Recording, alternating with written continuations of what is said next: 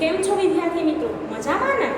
આજનો આપણો વિષય છે ગણિત, ધોરણ 5, પ્રકરણ 1, રાષ્ટ્રીય ફળ કેરી. તમારા બધા પાસે પાઠ્યપુસ્તક હશે જ, તમે એમાં જોઈ શકો છો. ના હોય તો કંઈ વાંધો નહીં, વિડીયોમાં ધ્યાન આપજો.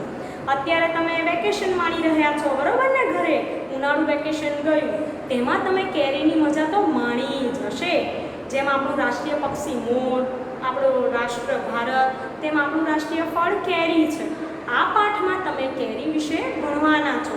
પણ પાઠની શરૂઆત કરતાં પહેલાં તમારા પાઠ્યપુસ્તકમાં જે હાઇકુ આપેલું છે એને આપણે જોઈશું. તો કાનજી સુણે, બોર્ડ પર હું લખીશ, તમે લખી શકો છો.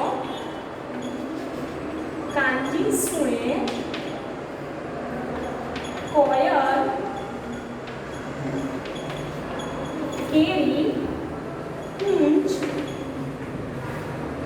કેરી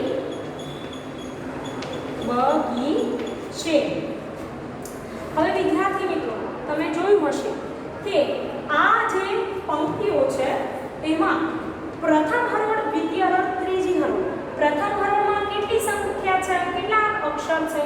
તો 1 2 3 4 5. તમે મારી સાથે ગણજો. 1 2 3 4 5 6 ને 7. 1 2 3 4 5. તો હવે તમે જોજો કે પ્રથમ હરોળના 5, બીજી હરોળના 7, ત્રીજી હરોળના 5. તો આ જે અક્ષરો છે તેનો સરવાળો તમે કરી જો. હવે 5મા ધોરણમાં આવ્યા તો તમને સરવાળો તો આવડતો જ હશે. તો કેટલા થશે? 17. તો તમને બુકમાં કેમ આવું આપ્યું છે? તો આ જે 17 અક્ષર છે એ આ જે કવિતા 17 અક્ષરનું બંધારણ છે તેને હાઇકુ કહેવાય છે. જે જાપાનના સાહિત્યનો એક પ્રકાર છે જેને હાઇકુ કહેવાય. તમારી બુકમાં એવી જ બીજી એક લાઈન આપેલી છે, મીઠી સુગંધી છું સોરઠની કેરી, હું છું કેસર. તો એમાં પણ તમે પ્રથમ હરોળ, દ્વિતીય હરોળ ને ત્રીજી હરોળ ગણો તો એમાં પણ તમને 5 7 5 એમ જોવા મળશે ને ટોટલ અક્ષર થશે 17. બરોબર ને? થયા ને 17? થયા જ હશે. હવે તમારી બુકમાં તમને આકાર આપેલા છે કેરીના, તમે જોઈ શકો છો. આંબાના ઝાડ પણ છે. તો તમને મનમાં વિચાર આવે કે કેરીનો આકાર કેવો હોય છે? તો કેરીનો આકાર ગોળ, લંબગોળ, દિલ જેવા આકારની પણ તમે કેરી જોઈ હશે. બરોબર ને? હવે આગળ વાત કરીએ કે કેરીને બીજા કયા નામથી ઓળખવામાં આવે? તો તમે ઇંગ્લિશમાં કહેશો મેંગો અને સંસ્કૃતમાં એને આમ્ર પણ કહેવાય છે. યાદ રાખજો, ઇંગ્લિશમાં મેંગો, સંસ્કૃતમાં આમ્ર. હવે આગળ વાત કરીએ કે કઈ જગ્યાની કેરી વખાણાય છે ગુજરાતમાં. તો તમે કેરીના બોક્સ લાવતા હશો ઘરે, માર્કેટમાં તમે જોયા હશે, મમ્મી પપ્પા લાવતા હશે. તો તેમાં બોક્સ પર તમે નામ લખ્યું હશે તલાલા ગીર. તો ગુજરાતમાં ગીર સોમનાથની તલાલા ગીરની કેરી ખૂબ વખણાય છે અને ભારતમાં અને વિશ્વમાં પણ તેને મોકલવામાં આવે છે. આગળ વાત કરીએ એમ હવે આપણે જઈએ આપણા દાખલા તરફ. તો તમે પાઠ્યપુસ્તકમાં જોઈ શકો છો કે એમાં એક રકમ છે, હું બોલીશ, તમે ધ્યાન આપજો કે એક બોક્સમાં 18 નંગ કેરી હોય તેવા તમારા વર્ગના વિદ્યાર્થીઓની સંખ્યા જેટલા બોક્સ લાવવામાં આવે તો બાળકો તેને ખોલીને કેરીનો એક ઢગલો કરે તો તે ઢગલામાં કેટલી કેરી હોય અને 10 ઢગલાની એક, તેમાંથી 10 કેરીની એવી એક ઢગલી તો કેટલી ઢગલી થાય? તો રકમ તમે જોઈ હશે. આપણે દાખલો ગણીએ કે એક બોક્સમાં કેટલી કેરી છે? 18 નંગ. એવા તમારા વિદ્યાર્થીની સંખ્યા, આપણે વિદ્યાર્થીની સંખ્યા 20 લઈ લઈએ તો 20 સંખ્યા છે તો કેટલા નંગ? તો આપણે 20 ગુણ્યા શું કરવું પડશે? 18 અને છેદમાં 1. તો તમને ગુણાકાર તમે નાના ધોરણમાં, ચોથા ધોરણમાં તો ભણીને આવ્યા જશો ગુણાકાર. તો 20 ગુણ્યા 18 કરીએ તો જવાબ શું આવશે? 360. તો આપણને 360 કેરીઓ મળશે. હવે કેરીનો ઢગલો થશે, બરોબર ને? 360. હવે એવું કીધું છે કે 10 કેરીની એક ઢગલી તો 360 માંથી કેટલી ઢગલી થાય? તો વિચારો કે 10 કેરીની એક ઢગલી તો 360 કેરીની કેટલી ઢગલી? તો આના માટે આપણે શું કરવું પડે? 360 ગુણ્યા 1 છેદમાં 10. શૂન્ય ગયું શૂન્ય, 36 એકા 36. તો આપણને ટોટલ કેટલી ઢગલી થશે? 36 ઢગલી. અને એ ઢગલીમાં કેટલી કેરીઓ હશે? 360 કેરીઓ હશે. તો વિદ્યાર્થી મિત્રો તમને ગણતરી આવડી હશે. હવે આગળ પ્રશ્ન છે, તમે બુકમાં જોઈ શકો છો કે એક આંબાવાડીમાં આવા કેટલા આંબા હોઈ શકે? તો વિદ્યાર્થી મિત્રો એક આંબાવાડીમાં જો આંબાવાડીનું મોટું હોય તો 100 થી 200 આંબા હોઈ શકે, અને જો નાનું હોય તો 15, 20, 25 આંબા પણ હોય છે. તો હવે આગળ વાત કરીએ બીજા દાખલા તરફ કે એક જ સિઝન દરમિયાન જો 12 કિલોગ્રામ વજનના 18 બોક્સ ભરાય તેટલી કેરી ખેડૂત ઉતારે તો આ સિઝનમાં ખેડૂતે કેટલા કિલોગ્રામ અને કેટલા બોક્સ કેરી ઉતારી હશે? હવે વિચાર કરો કે એક આંબામાંથી કેટલા આંબામાંથી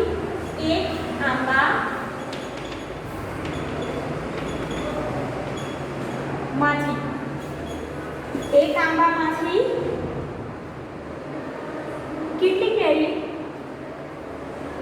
એક આંબામાંથી તમે જોઈ શકો છો કે 12 કિલોગ્રામ વજનના 18 બોક્સ ભરાય. વજન કેટલું? 12 કિલોગ્રામ અને બોક્સ 18. તો એક આંબામાંથી આપણે ગણતરી કરવી હોય તો 12 ગુણ્યા કેટલા કરવા પડે? 18. તો 18 ગુણ્યા 12 તમે આવી રીતે પણ તેનો ગુણાકાર કરી શકો છો. નાના ધોરણમાં આવી રીતે જ કરતા હશો. તો પહેલા દશકની 0, 1 8 8, 1 1 1. હવે એકમનો વારો 2 8 16, વધી પડી 1, 2 1 2 2 3. હવે તમે જાણો છો કે ગુણાકાર હોય તો નીચેની સંખ્યાનો શું થાય? સરવાળો. તો 0 + 6 6, 8 માં 3 ઉમેરો 9 10 11.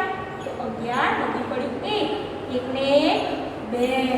તો શું જવાબ આવ્યો વિદ્યાર્થી મિત્રો? 216 કિલોગ્રામ. કેટલા કિલોગ્રામ? 216 કિલોગ્રામ. હવે આગળ વાત કરીએ કે ધારો કે 150 આંબા હોય. કેટલા આંબા હોય? 150. તો આપણે શું કરવું પડે? 150 ગુણ્યા 216. 150 આંબા 216 કિલોગ્રામ. તો 150 આંબા અને 216 કિલોગ્રામ હોય તો એનો ગુણાકાર આપણે કરીએ સાઈડમાં. 216 ગુણ્યા 150. 2 0, 1 6 6, 1 1 1 અને 1 2 2. ફરી દશકની 0, 6 5 30, વધી પડી 3, 5 1 5 3, 5 1 5 અને 3 8, 5 2 10. હવે 0 થી શરૂઆત કરીએ. 0 ગુણ્યા 6 તો 0, 0 ગુણ્યા 1 0 અને 0 ગુણ્યા 0, 0 ગુણ્યા 2 0. તો હવે સરવાળો કરીશું. 8 ને 6 કેટલા થાય? 14, વધી પડી 1. તો 32,400 કેટલા કિલોગ્રામ વિદ્યાર્થી મિત્રો? 32,400 કિલોગ્રામ આપણને કેરી મળશે. હવે વાત કરીએ આગળ કે એક આંબામાંથી 18 તેવા 150 માંથી કેટલા બોક્સ? તમે જાણો છો વિદ્યાર્થી મિત્રો કે એક આંબામાંથી કેટલા કીધા છે? 18.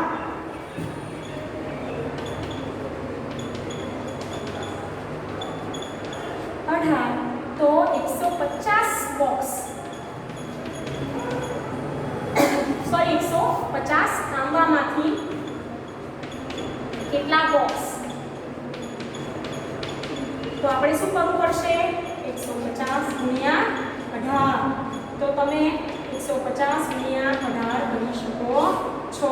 બે રકમની શું? 1 0 0, 1 5 5 અને 1 1 1. 8 ગુણ્યા 0 0, 8 પંચા 30, સોરી 8 પંચા 40, ભૂલ થઈ મારી, 8 પંચા 40, વધી પડી 4, 8 એકા 8, 8 ને 4 12. તો સરવાળો કરીશું 2700 બોક્સ. કેટલા બોક્સ વિદ્યાર્થી મિત્રો? 2700 બોક્સ આપણને મળે છે. તો તમને ખબર પડી કે કેટલા કિલોગ્રામ કેરી અને કેટલા બોક્સ મળે. દાખલો સમજ આવ્યો હશે એવું આશા રાખું. હવે આગળ વાત કરીએ. તમારી બુકમાં તમે જુઓ કે તમારું વજન કેટલા કિલોગ્રામ છે. તો ઘણા કહેશે મેમ મારું વજન તો 15 કિલોગ્રામ, કોઈ કહેશે 12 કિલોગ્રામ, કોઈ કહેશે 20 કિલોગ્રામ. તો ધારો કે કોઈ પણ બાળકનું વજન 20 કિલોગ્રામ હોય. કેટલા કિલોગ્રામ? 20. તમે તમારું જે વજન હોય તેમાં તમારી બુકમાં લખી શકો. હવે તમારા જેવા 12 બાળકોનું વજન એક સાથે વજન કેટલા કિલોગ્રામ થાય? તો હવે ધારો કે એકનું 20 છે તો એના ગુણ્યા કેટલા બાળકો? 12 બાળકો, બરોબર ને? તો એનું વજન કેટલા કિલોગ્રામ થાય? તો આપણે જોઈશું 2 શૂન્ય દશકની 1 ગુણ્યા 0 0, 1 2 2 દશકથી એકમથી ચાલુ કરીશું. 2 ગુણ્યા 0 0, 2 દુ 4. તો વિદ્યાર્થી મિત્રો કેટલા કિલોગ્રામ થશે? 240 કિલોગ્રામ. તમે તમારી બુકમાં નોંધ કરી શકો અને નોટમાં પણ દાખલો લખી શકો. હવે આગળ છે કે તમારા જેવા 12 બાળકોનું જે વજન થાય તેના કરતાં આ આંબાવાડીમાં ઉતરતી કુલ કેરીનું વજન કેટલા ગણું વધારે છે? તો આંબાવાડીમાં 150 આંબા હતા. તમે આગળ મેં વિડીયોમાં ભણાવ્યું, તમે જોઈ શકો છો કે 150 આંબા હતા. તો 150 આંબામાં કેટલું વજન હતું?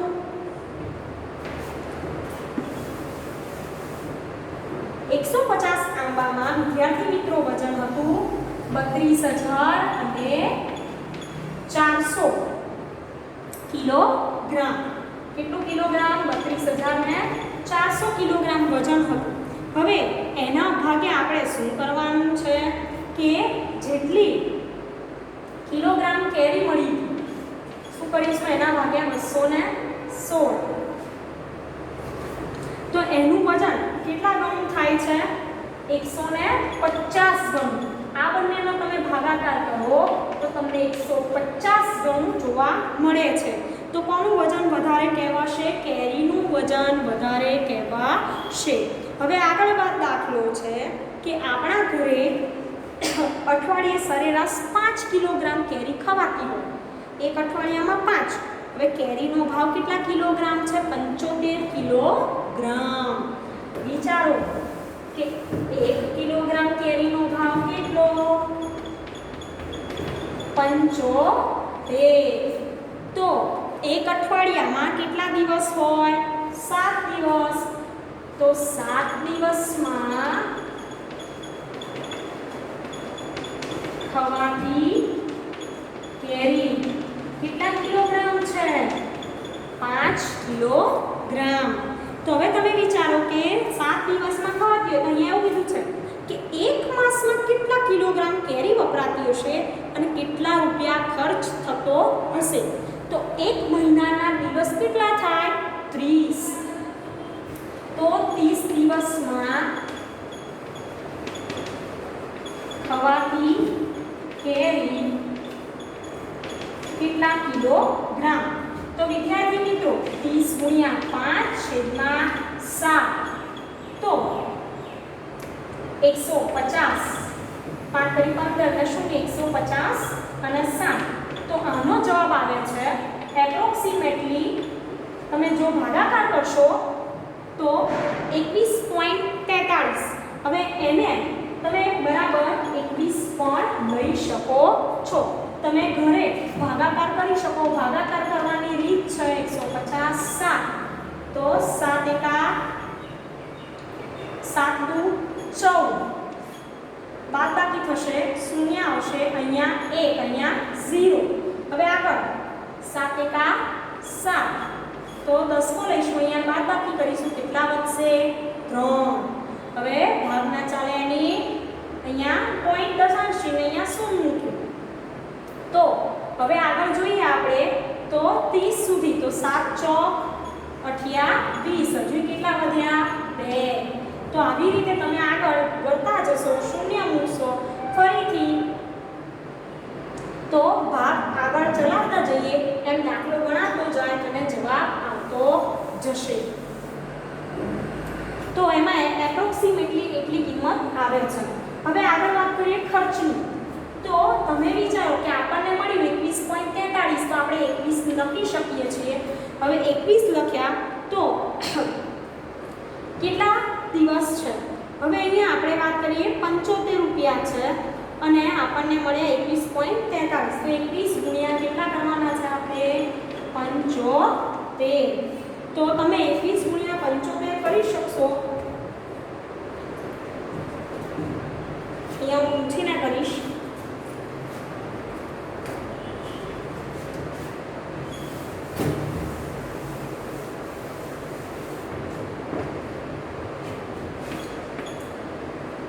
એકવીસ ગુણ્યા 75 તો 0, 7 એકા 7, 7 દુ 14. હવે પાછળ એકમથી ચાલુ કરીશું. 5 એકા 5, 5 દુ 10. તો વિદ્યાર્થી મિત્રો તમે સરવાળો કરો. 0 વત્તા 5 5, 7 વત્તા 0 7, 4 વત્તા 1 5 અને 1 1. તો આપણને 1575 રૂપિયા ખર્ચ જોવા મળે છે. બરોબર ને? હવે આગળ વાત કરીએ. તમે તમારી બુકમાં જુઓ કે સીઝન 3 માસ ચાલે. કેટલા માસ? 3. તો આપણે 21 ગુણ્યા કેટલા કરવા પડશે? 3. તો તમે સીઝન 3 માસ ચાલે તો 21 ગુણ્યા 3 કરો તો 3 એકા 3, 3 દુ 6. કેટલા મળશે? 63. તો તમે 63 કિલોગ્રામ 3 મહિનામાં કેરી ખાઈ ગયા.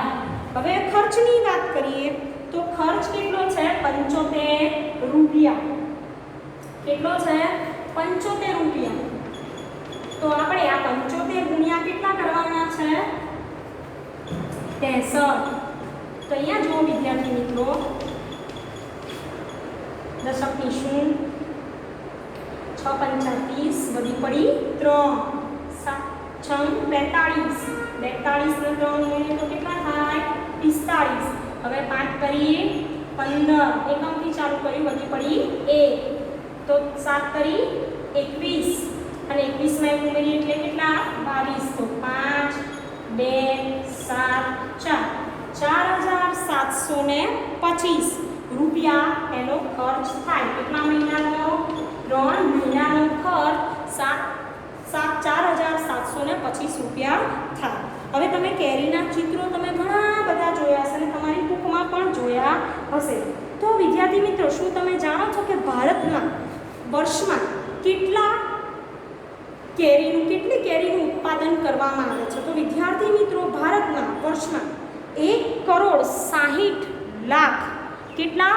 1,60,00,000 ટન કેરીનું ઉત્પાદન કરવામાં આવે છે અને 1 ટન બરાબર કેટલા કિલોગ્રામ? 1000 કિલોગ્રામ થાય છે. હવે આગળ વાત કરીએ કે ભારત વિશ્વમાં સૌથી વધુ કેરીનું ઉત્પાદન કરે છે અને રાજ્યની વાત કરીએ તો ઉત્તર પ્રદેશ રાજ્ય છે. એ ઉત્તર પ્રદેશ રાજ્ય ભારતમાં સૌથી વધુ કેરીનું ઉત્પાદન કરે છે.